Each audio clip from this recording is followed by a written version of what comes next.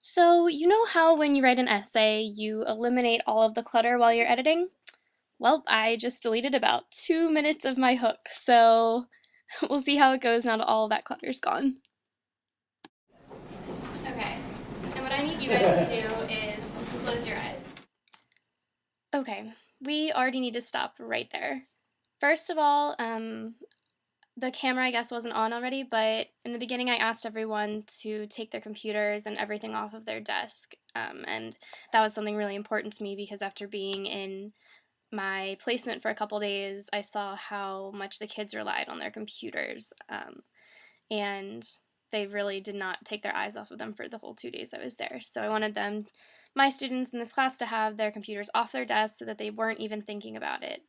And second, like Dr. Cater said, it would have been great if I had put some music on in the background. And it really would have hooked them. Their mind just would have been in a completely different place. So there's one thing I wish I had done. All right, I want you guys to think about your future.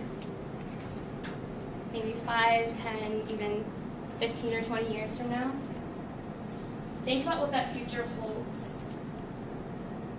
What do you guys see? What are your hopes and your dreams that may sometimes seem fruitless, but right now, pretend they're all real? What do you guys see? Do you see a place, a house, maybe you see a certain person? So right here, I really wish that I'd been trying to actually visualize this all myself while I was talking to everyone else about visualizing their futures.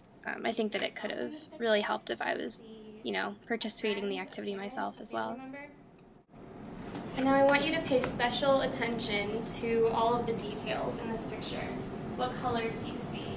Are there even colors? If you're outside, is there water or grass? And if so, what does it look like? What does it smell like? What does it sound like? Right here, I just wasn't really sure exactly how I could emphasize the whole detail thing more. I was just so concentrated on getting those postcards out to everyone and on the time and everything else that I wasn't even really thinking about what I was saying. Right here, I wish that I had actually honed in more on either writing or drawing specifically. I think that it's a little bit confusing to, um, let them do either both, especially if this was for a younger grade, like middle school or something. I think that I need to actually tell them exactly what to do, not leave it as open-ended as I did. Or draw the picture of this place that you saw, but pay special attention to those details that you saw in your mind.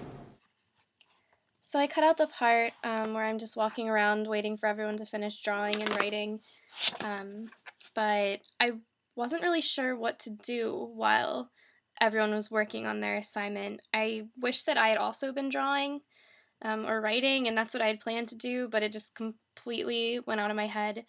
Not only to set an example for them, but also to keep track of time, maybe, and but to have something to share with my students. I always love it when my teachers actually do the assignment along with us. I think it's really great, and so I wish that that was what I had been doing during that part.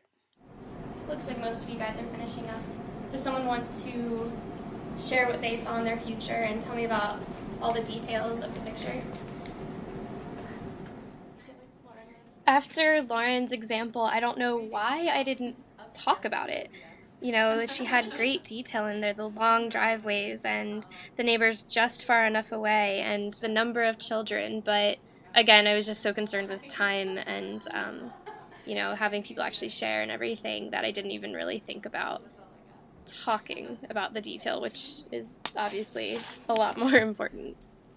Anyone else? So the camera cuts off at exactly 5 minutes, but I think that I actually went a little bit over during class.